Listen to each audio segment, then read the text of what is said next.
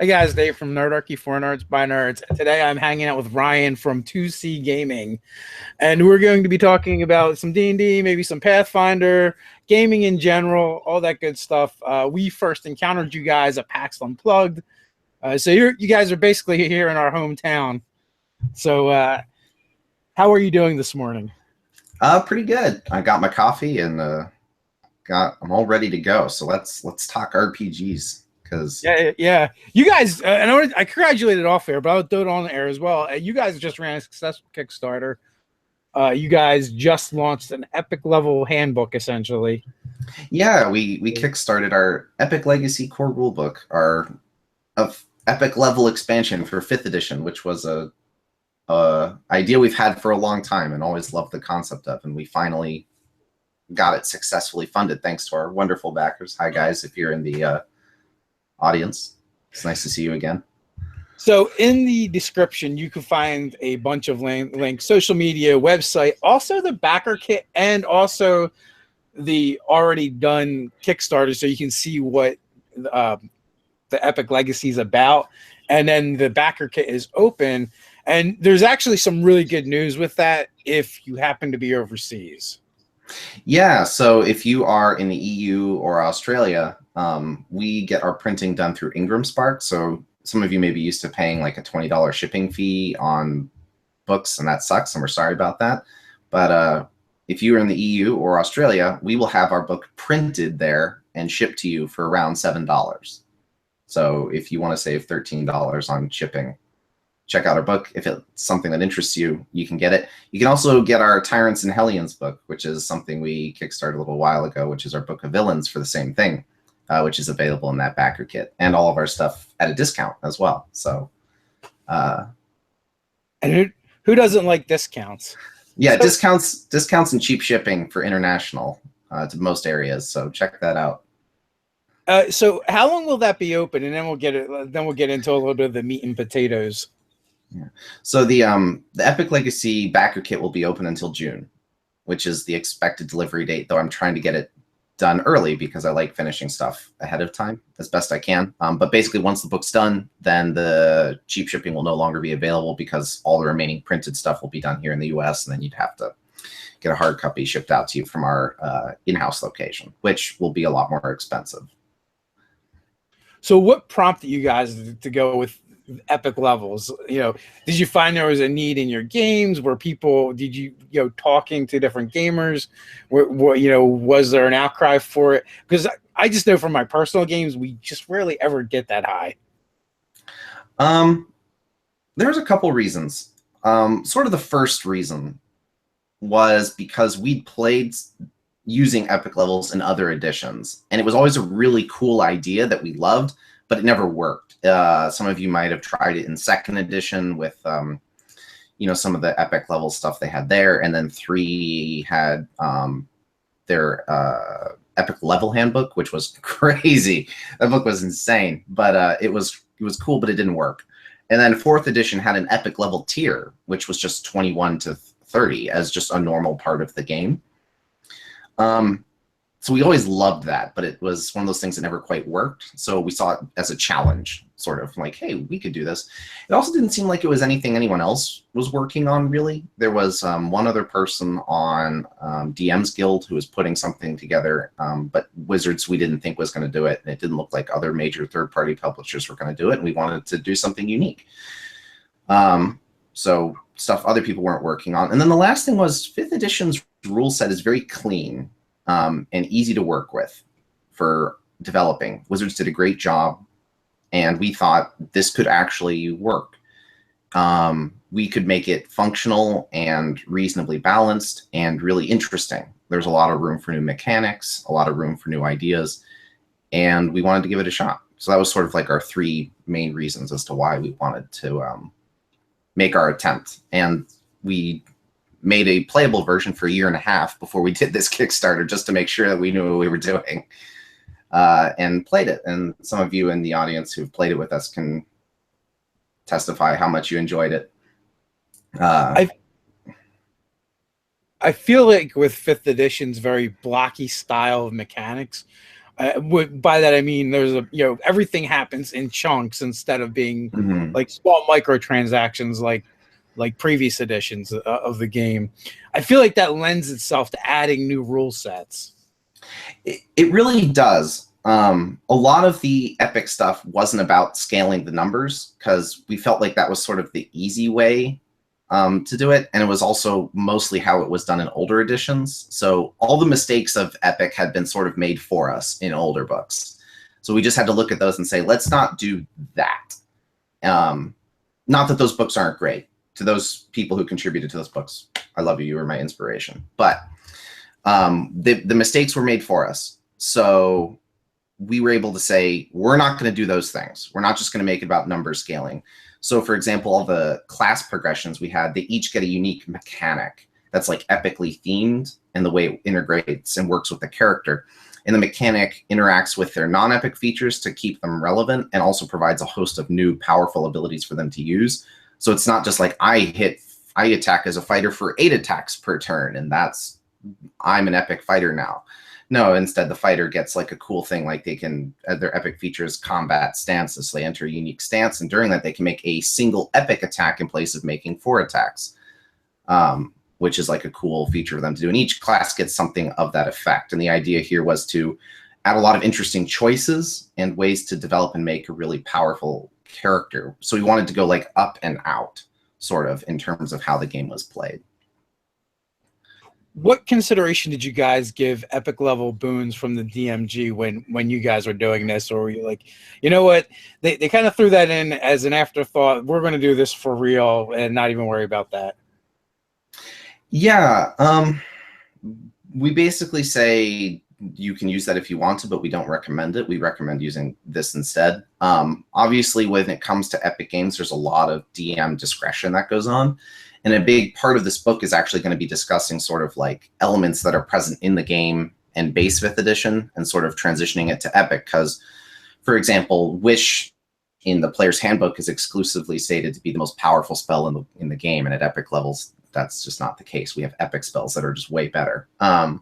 So things from the previous editions are, they're not previous editions, the core rule books are talked about in the book and sort of our suggested use for it. And then also a bit of a caveat like, hey, keep in mind whenever you use something, there's a chance that weird stuff might happen.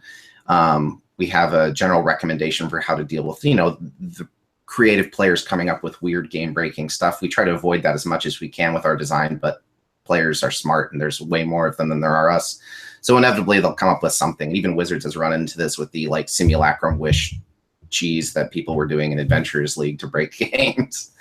So we have some suggestions for using things like epic boons, sort of like use this, but keep in mind, here's some of the pitfalls of doing that.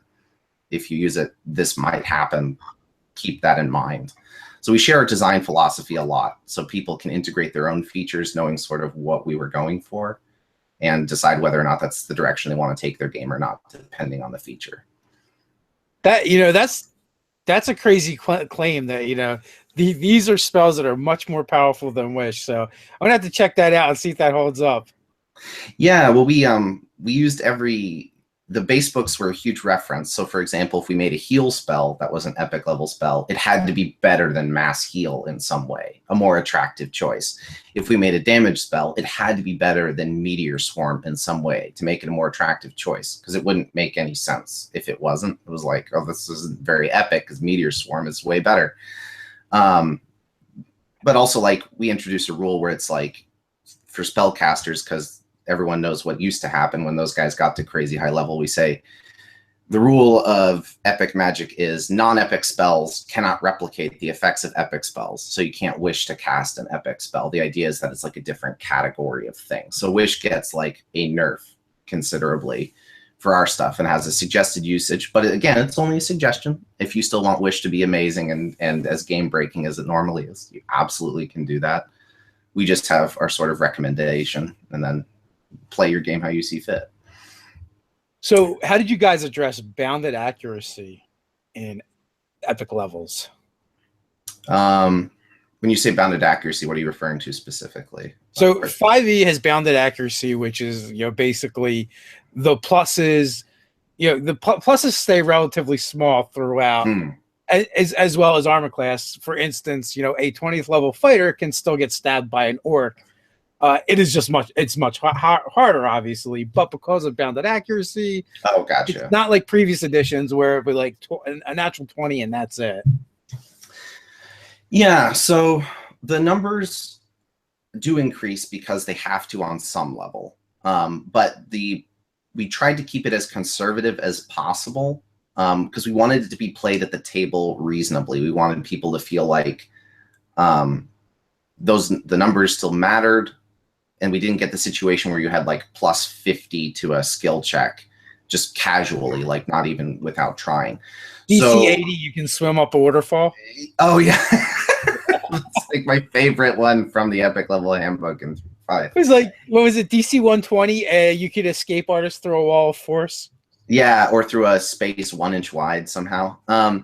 So when it comes down to some of the numbers and bounded accuracy, we include what we wanted to do was for the stuff where the numbers got a little out of hand or where it was kind of pointless to roll dice, we actually say don't roll the dice. If you're fighting an army of orcs or something, right, and they're not serious foes, don't roll the dice. We had a type of encounter, we call it a flex encounter.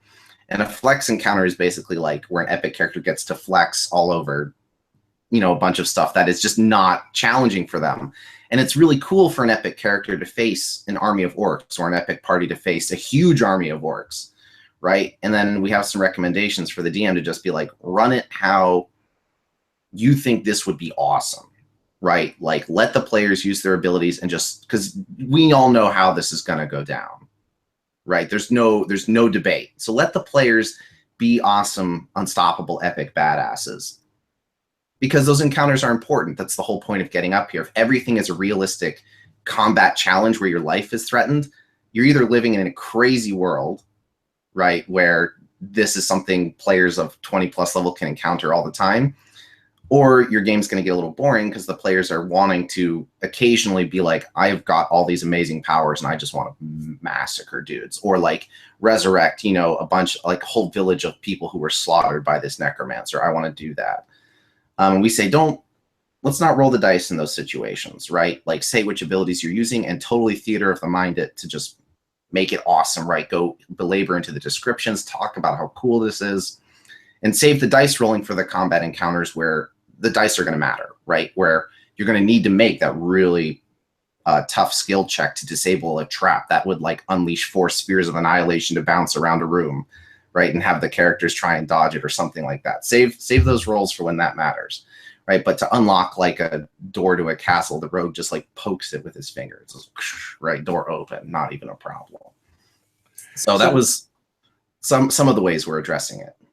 So Lincoln from Sweden has a question. Mm-hmm. Do you get higher spell slots than 9? Is that how you guys handle epic level spells? No. So epic level spells they're separated into 3 tiers because we didn't want to add too much numbers. So there's tier 1, which are your lowest strength epic spells, your tier 2, and then your tier 3. Most classes get availability 1 tier 3, 2 tier 2, 3 tier 1. So the number you get is very conservative because we want to make casting an epic spell feel like a huge deal. So if you had the ability to cast like 20 of them. The other thing was 9th level spells are weirdly inconsistent. For example, mass heal being absolutely absurd and power word heal being kind of like questionable. So most characters will get the ability to do interesting stuff with their lower level spell slots, and spellcasters should consider that their bread and butter. We make those much more interesting because why would an epic wizard cast his first level spell slots? That was like a huge question for us, right? And do we just ignore it or give them something interesting to do with them? And we said interesting. So your epic spells, if you're an epic spellcaster, are going to be like your big power plays, but you will not have a huge number of them. So you will want to think very carefully about which ones you are using. Much like how spellcasters treat their 9th level slots and things like that. Well, when you say, when you say epic level spells, make make wish, show up wish spell. In order to do that, they have to all be cosmic in essence, in their scope. Yeah. So why don't I pull up an example, because we've produced a PDF called the Epic Legacy Player's Guide, which was our playable version of the game, which we've had out for about a little over a year, and was our proof of concept. And in it, we have about 50 plus epic spells. So, for example, like there's a spell we have, which is one of my favorites, and it's called Dreamscape. And it's a very powerful epic spell. It's a tier 3 epic illusion. So we wanted to make sure all the schools got a good degree of representation, and coming up with an epic illusion was really hard, because it's hard to say how many times you can just create an illusory thing, and it does crazy stuff. So what this does is, centered on you create a huge radius effect, and every time an enemy starts its turn, it has to make an intelligence saving throw, and if it fails, it's in your dreamscape, which means every spell you cast that affects that target is treated as though it was cast at a 9th level in terms of its level. But that's only if it fails the intelligence save and enters your dreamscape, and then it has to keep making the save every turn to stay in it or stay out of it. And like Wish can't really do that, right? You can't wish to be like, I make all of my spells 9th level forever, right? Or for the next 10 minutes, which is Dreamscape's duration. Like, you could do that, but I feel like the DM would at that point start monkey's pawing you on your wish. So this is like a really awesome spell if you're someone who likes to sling your lower level spell slots a lot, and you're not too worried about like the single powerful epic spells. You're like, throwing out lots of magic missiles and stuff and all over the place. And that's an example. Magic missiles for days. Yes, for days, literally. So you're just like, suddenly your 2nd and 1st and 3rd level spell slots are turning into these like awesome destructive forces that are just laying waste to these people who just can't int save out of your dreamscape. The concept behind the spell is you can manipulate, stuff on a very fundamental level within this dreamscape, and it's very cool. So basically, anything we felt like a DM would monkey's paw you on, if you wished for it, was a good idea for an epic spell when it came to levels of power. Oh, Lincoln says counterspelling like a boss. Oh, yeah. So that's why the rule of epic magic exists, where non-epic magic cannot interfere with, dispel, or interact with epic magic. So if you create a simulacrum of yourself and you're at epic levels, they can't cast epic spells. You can't counterspell an epic spell. There's an epic counterspell for that reason. You can't dispel an epic spell, nor can you anti-magic field an epic spell. So, but that being said, I think what Lincoln is saying, against any other spellcasters casting normal spells, your counterspell in the Dreamscape is a 9th level spell. Oh yes, absolutely. So you are all magic, yeah. Yeah, so you are very powerful with Dreamscape on. And there's a bunch of other cool ones like that. Like, one of my favorites is Soul Harvest, where you just tear your opponent's soul out and they become vulnerable to all damage and they can't be healed. And they have to succeed on, I think, like 2 or 3 con saves to end the effect. So like epic spells require more than 1 saving throw sometimes to end their effects because they're epic and awesome. Things like that are a big part of the game. So what did you feel is like the most challenging part to come up with for the epic level stuff? That's a really good question. I would say one of the hardest ones was the monsters were very hard. So we have a type of encounter which we call our Mythix, which are our big bad bosses, and those were very hard to make because that took a very intimate understanding of what we created. So that meant playtest a lot. So we're talking dozens and dozens and dozens of hours, and usually between 8 to 12 hours for each individual boss. Every monster needed to be tested, and we tested a lot of them to sort of get a sense of what worked and what didn't work. The other thing that I thought was really hard was figuring out how to make the regular class features not irrelevant, because we didn't want people to feel like they would never touch their non-epic abilities again once they hit epic. So there was a twofold problem. One was creating abilities that used their non-epic features, especially spells. Like, why would an epic druid cast his 1st level spell or use that slot for anything? That was hard. And then also just like making sure certain features didn't get ignored. Like a fighter's indomitable feature isn't hugely effective at epic levels. Like, it's nice, but it's not like, if you fail to save an int save as a fighter at very high level, chances are re-rolling it isn't going to help too much unless you're getting some big assistance for that roll. So we had to figure out ways to make those good and make players who had been playing a class suddenly feel like they were learning a totally new thing. We wanted the skill of playing a fighter well to still matter. Away, and that took a really long time to do, and a lot of builds. We went through like 6 or 7 builds of totally redoing everything, and finally got to where we wanted it to be.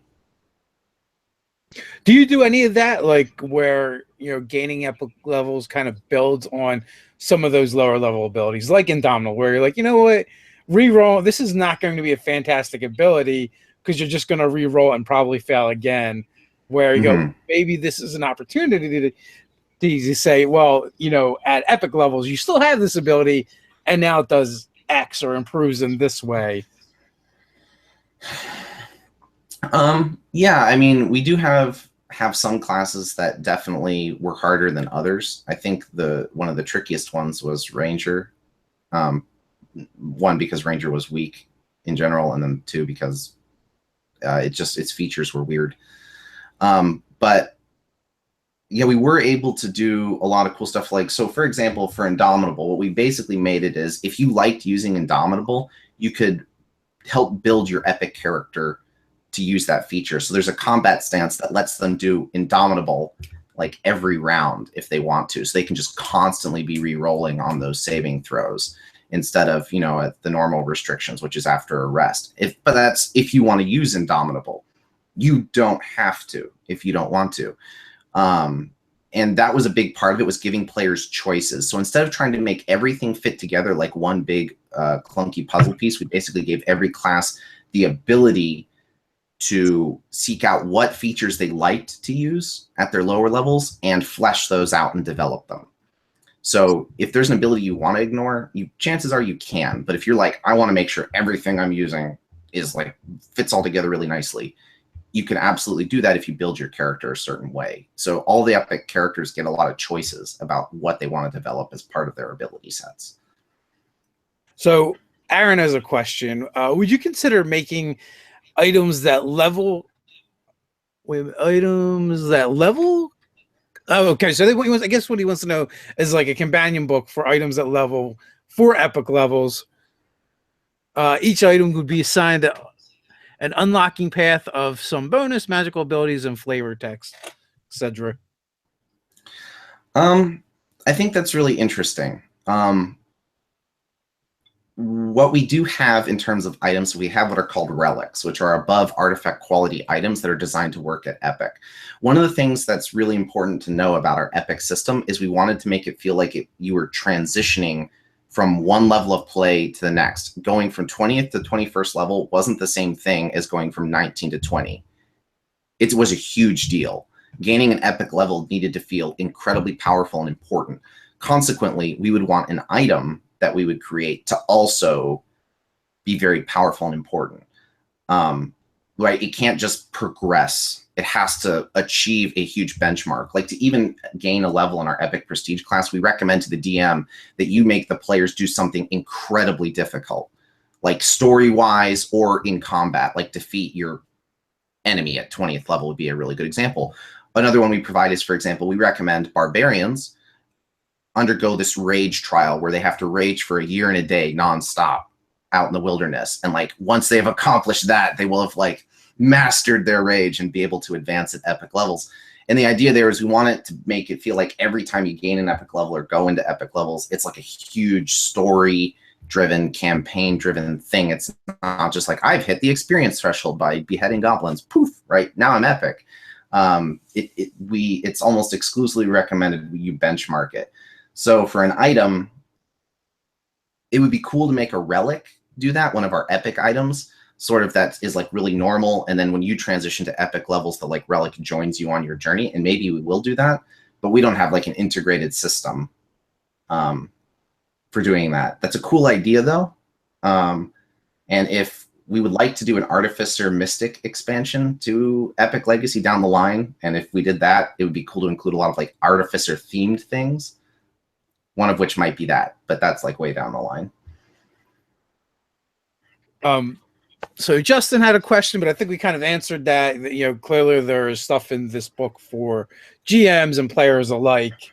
Yes, so that's absolutely. Great. Next level 88, how do you handle epic level multi-classing? And this is actually a question I was going to ask as well. Yeah, so multi-classing is the bane of my existence right now for epic level stuff. Multi-classing is hard. We have a recommended variant for multi-classing. And because multi-classing is actually is a variant in base 5e as well, and we continued the trend. So how it basically works is you can dip into other classes through our system, which requires some negotiation with the DM. It's basically sort of like you talk to your DM and say, like, I want to multi-class or gain these multi-classing features. We need to resolve this. And it's long story short is you negotiate some trades for some abilities that you'd like to get. You basically give up an ability you have in your prime class and trade it to another. Unfortunately, this isn't able to support more than probably a few dips in a class. So most people who multi-class are dipping, and I know a lot of you have done the 2 levels of fighter dip for the infamous action surge, right? So you can do all this crazy stuff. If you like to just dip, it'll work fine, right? Might make you a little more powerful, but with a good DM, it shouldn't be a big deal. If you're looking to do like 6 bard, 7 wizard, 6 paladin, 1 sorcerer, yeah, that's not going to work. And I wish I could make that work, but the amount of effort it would take is not proportional to how infrequently that happens. And we like multi-classing, and I wish I could support every aspect of it, but you will not be able to do every multi-classing madness that you like. Just the 2 to 3 level dips is usually what it does best. I would say max of 6 dips into a secondary or tertiary class, but you still need most of your levels in a primary. Yeah, that kind of like brings me to my question of, so my main character I'm playing now is Uthengar of Clan Black Iron, and he is a fighter wizard. 6th level fighter. He's currently a 10th level wizard, and he'll go the rest of the way as wizard. Like, so how does something like that work in epic levels? And like, I guess to bring it back too is what defines an epic level character? Is it 20 levels in a class, or is it just being 20th level? Yeah. So what we felt defined an epic level character was achieving a new category of play. We wanted the game to fundamentally shift to a different design, which I talked about our flex encounters and our mythic foes.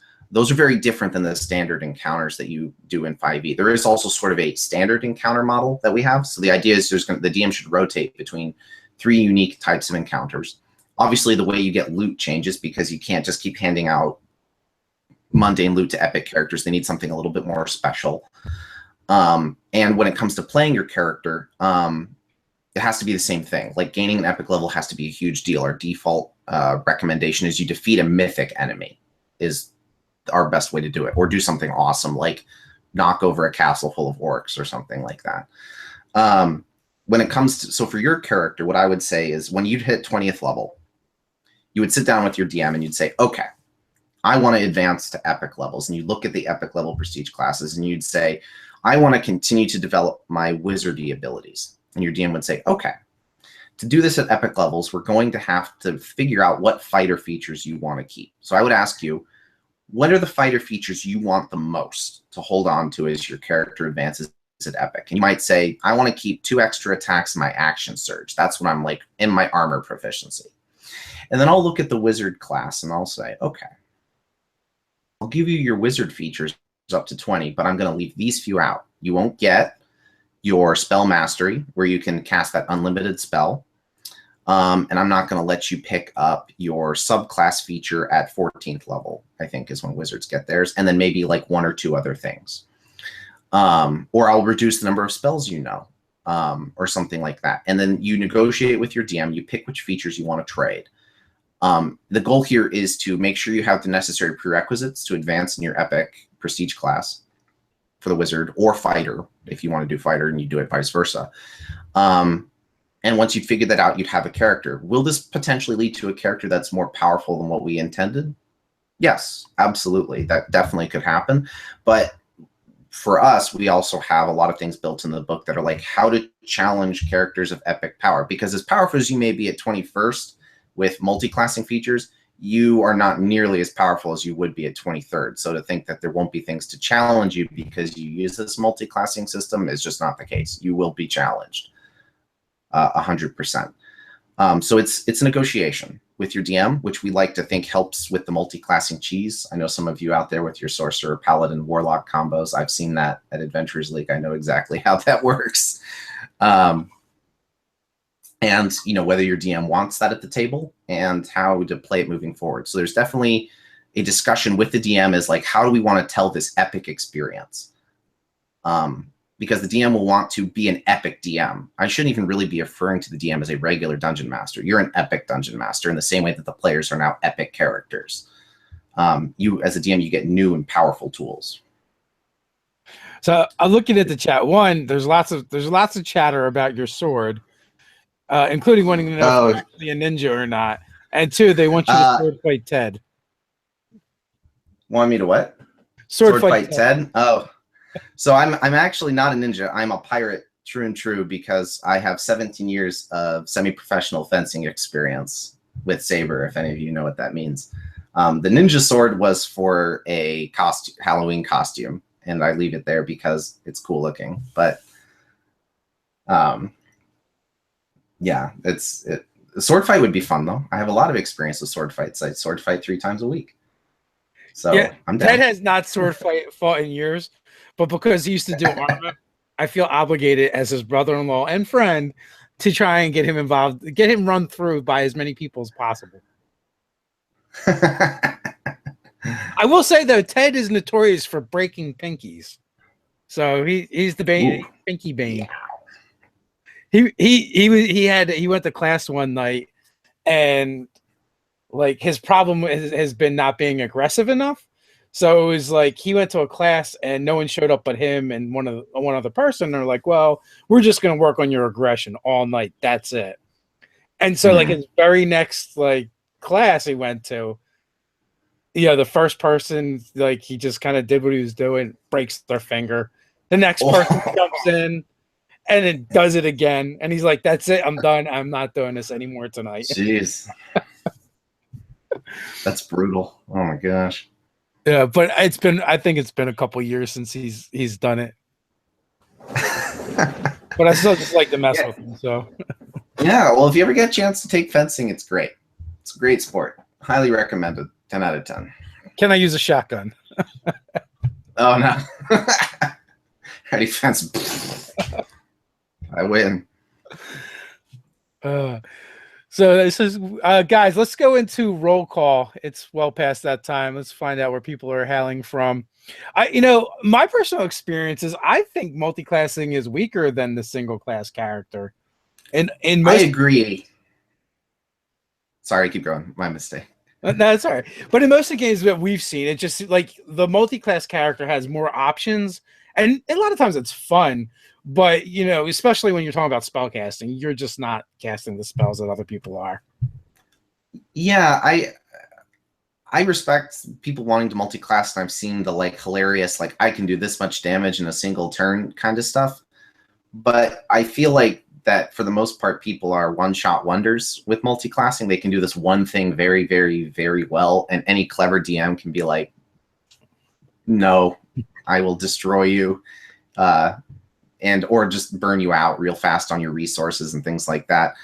I also find that multi-classing generally doesn't add a lot to the story of your character. Like people generally don't integrate the fact that they're multi-classing into their background. Like I've seen people play sorcerer, warlock, paladins and just basically ignore their character's story. And I'm like, hold on. How does that work? Explain how you've got your oath, your patron, and you're also a sorcerer. Like, I want to hear what your story justification is with this, because as a DM, I want to use your story. A lot of people, I think, kind of ignore that for the power gaming. And even then, like, people don't play past 12th levels, so they don't realize the monk's ability, like Empty Body, which makes them invisible for 1 minute and resistant to all damage, is the best ability in the game for most classes. It's absolutely awesome, but no one knows what it does or what the spell Force Cage does. Like, Force Cage, oh man. Yeah, I've seen that used to great effect. Or like certain classes, like there's certain classes that have really lame capstone abilities, but there's classes like Barbarian where like, oh my god, +4 to 2 stats, and you go above the maximums of the game. That's a big deal. Yeah, like my recommendation for people who multi-class would be like, definitely try it out, see what you think, and like work with your DM about it. But your high-level class features especially are really good for most classes, and if they're not, we make them better at epic levels. They interact more with your features. So, and the archetypes now, all with Xanathar's Guide to Everything, there's like an archetype for almost every type of multi-class except for Barbarian Rogues, which I know some people have done the like reckless sneak attack every turn, which is hilarious, but there isn't really a system for that. But with all these new archetypes, like if you want to be a sword mage or, you know, a funky cleric warrior, like those things now exist really easily. The archetypes support it. You might not have every feature you want, but you've got the gist. Now I'm going to jump into the to the chat real quick for roll call, and then we can continue that conversation. Awesome, yeah. All right, so we got Geek and Undies, Circleville, Ohio, Belgium is in the house with Mr. Taraskin. He'll be on the show soon. We've got Justin from Tennessee. We got Paul in Pittsburgh. Lincoln, Nebraska with John. Jose Suarez, Tampa, Florida. AJ, Lopez Island, Washington. Lincoln is in Sweden. We've got KB in Missouri. We've got Argentina in the house with Ignacio. We've got Bill, Colorado, represented by Shaman. We got Sacramento, California with Satori. That's like 25 minutes from me. Nice. Hi, Sacramento. I'm in Davis. Where was I? We got Zaref Gaming in Redizio, New Mexico. We've got Colorado. We got Spain in the house with Cordoba, I guess, with ZZ Bling G Blings. Sorry, guys, you know I can't talk. We got Police Science in Colorado. We got Raven in the OZ. We got Lake Stevens, Washington with Frigginator. Dayton, Ohio with Joshua. Atlanta with Jinker. We've got Ireland in the house with Adrian. Aaron Marks is in Seattle. We got Cardboard Fortress in the house. They're coming to us from Philly. We got Rio Rancho, New Mexico with Shallender. We've got Iceland in the house with S. Jussie. Yeah, I think that might be the first Iceland. Welcome. We've got Mika in Illinois, Simpsonville, South Carolina with Nathan. We got Fresno, California with Richard. We've got Phoenix, Arizona with Benjamin. Odessa, Texas with Lone Star Ninja. Ontario, Canada with Moon Girl. Eureka, California with Kirkish. We've got Maine in the house with Uncanny. We've got Minnesota in the house with Jason. Switzerland with Frey.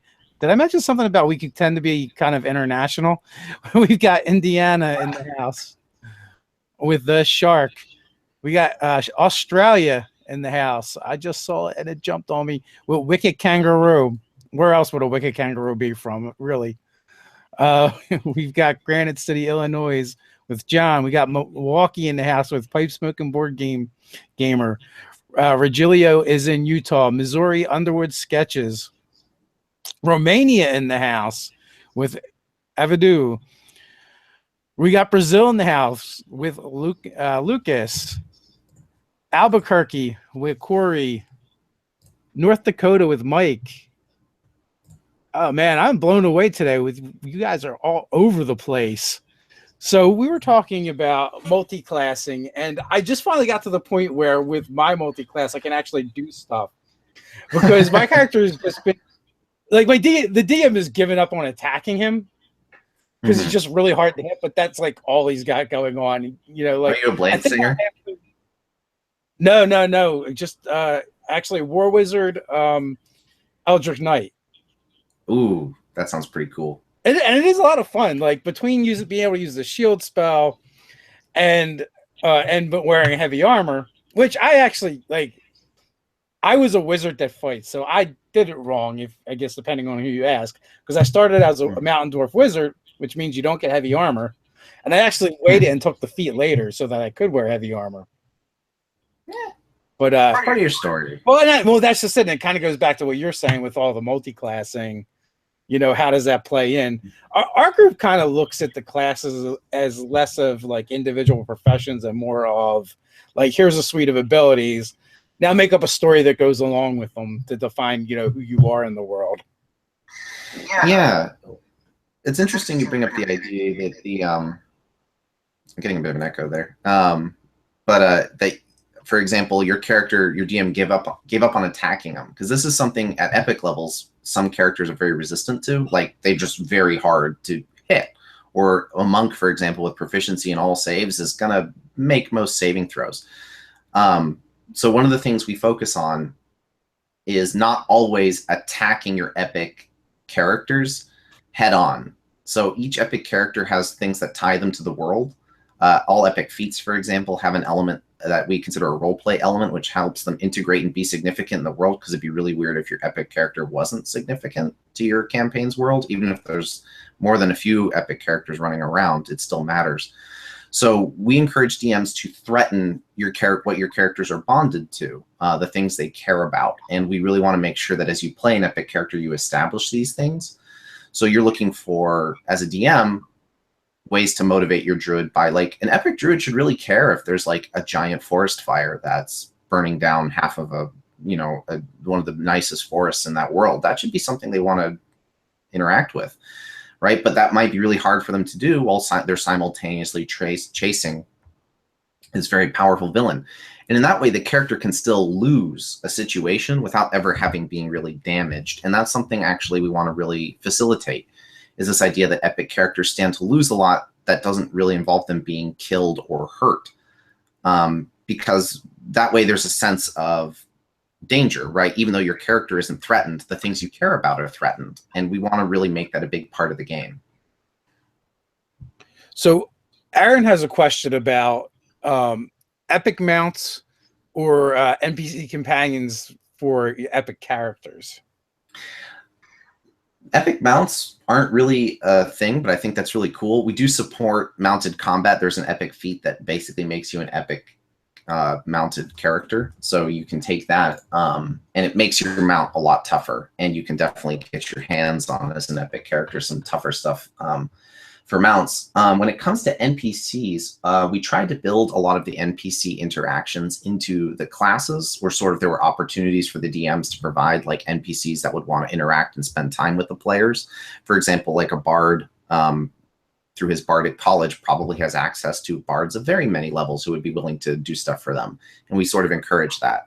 So what we do is we provide the DM opportunities to create NPCs that would want to follow, interact with, or work for the player. Another example might be through epic feats. So one of the epic feats allows you to have an apprentice. And that apprentice, their level is always equal to, I think it's like 1/5 your level. So if you're it's 1/4. So you can always have this apprentice who's working for you, who gains levels, and you train them. And you can do that in sort of the background as part of your character. We wanted to leave a lot of that up to the DM to make sure that the characters players were interacting with at epic levels weren't, I would say, easily replaceable, or people you could just ignore and say, like, you work for me and I don't ever have to care about you. We want people to care about the people they spend time with.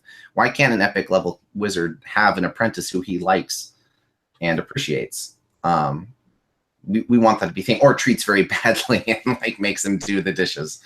Either way, we want that to be a character the DM gets a chance to work with. So the player says, I get access, I'm an epic bard. Like, what does my college think of me?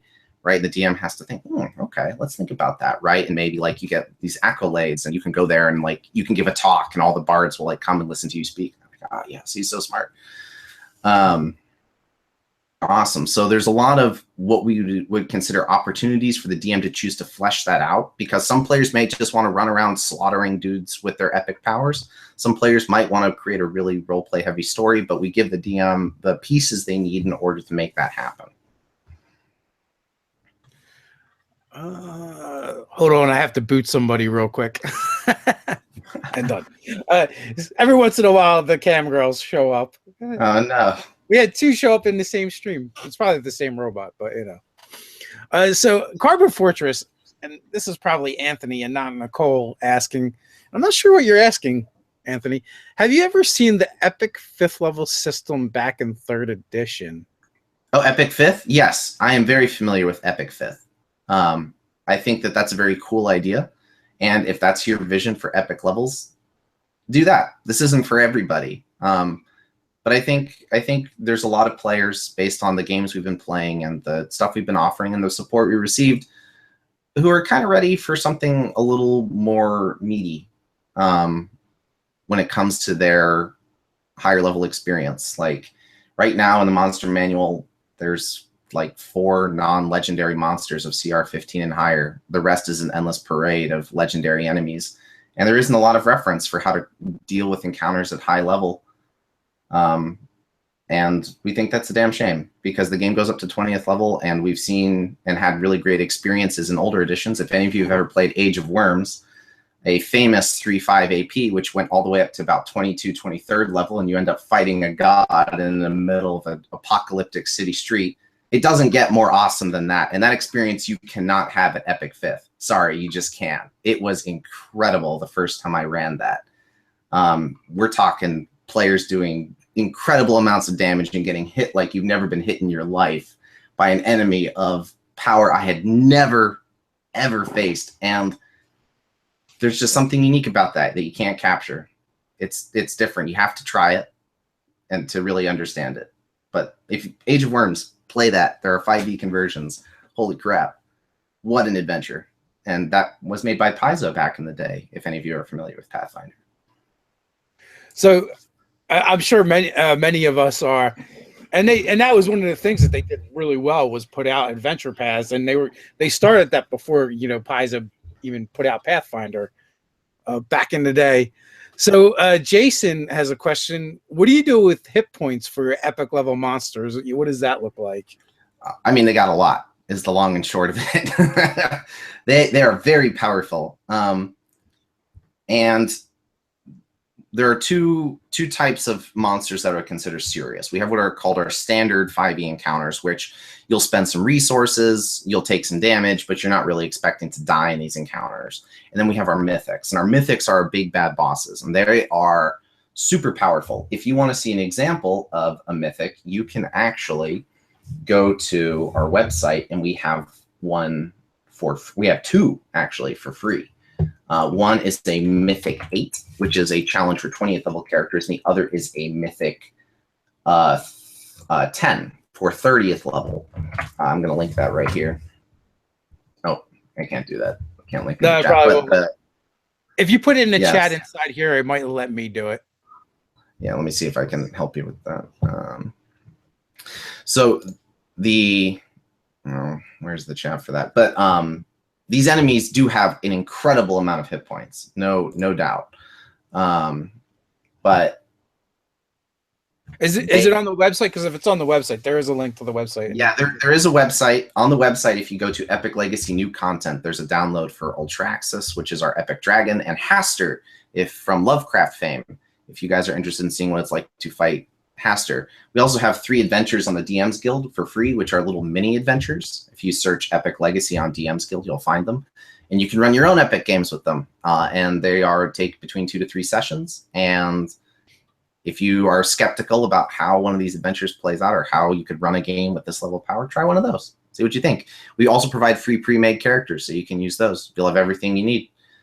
So those of you who are skeptical, or like, I don't know, you've got everything you need to try it for free. So go for it. See what you think. I just want to say we broke 100 viewers in the chat, which for frame of reference, like Mike Merles, we almost broke 200. So nice. So I got a lot of people hanging out with us today. You guys are awesome. Yeah, well, I'm glad you guys are enjoying it. So, kind of going along with the monster question, KB has a question of, what is do you have a favorite monster to throw out at your epic level players? I mean, I really like our dragon, Ultraxis. Like, I like dragons. I've always liked dragons. Draconomicon was one of my favorite 3.5 books just because of all the custom dragons they made. Like, they had their personalities and backstories. I spent hours reading that. The dragon we have is really cool. I like him a lot because he is like just an absolute wrecking ball. I think my favorite ability he has is he can bite a player and grapple them. And if he uses his breath weapon while he holds that player in their mouth, they automatically fail the saving throw against it and take max damage. So that sucks, but it gets worse because it's a legendary action. He can take a deep breath. And if he does that, he increases the damage of his next breath weapon considerably. So when I ran him first time against my players, he grabbed I think it was the paladin, and the paladin's like, I'm fine, I've got my aura saving throw. And he took 2 deep breaths and then just and disintegrated instantly. Like 700 damage, dead. And the players were just like, oh God, we're so dead. It was amazing. Instead of blowing out his breath weapon, he just blows out paladin ashes. Yeah, exactly. And the players were just like, wait, what? Because it was so cool. But on the plus side, I think at that point the cleric just scoops up the ashes and runs, because now he can make a holy avenger. Yeah, I never thought of that, but that's so cool. They resurrected him at the end of the fight. But they were like, the spectacle was so cool that there was a moment of like shocked silence and then dawning comprehension that like, oh God, this guy can kill us in one hit. And the cool thing about a lot of these mythics is they are powerful enough to kill epic characters in like 1 or 2 hits, but that's generally if you're choosing to ignore signals from your DM, like he bit the paladin and grappled him, and the paladin was like, whatever. And I was like, he takes a deep breath, and they're like, whatever. He takes another deep breath, whatever. And I was like, well, y'all got the message. Y'all knew what was coming.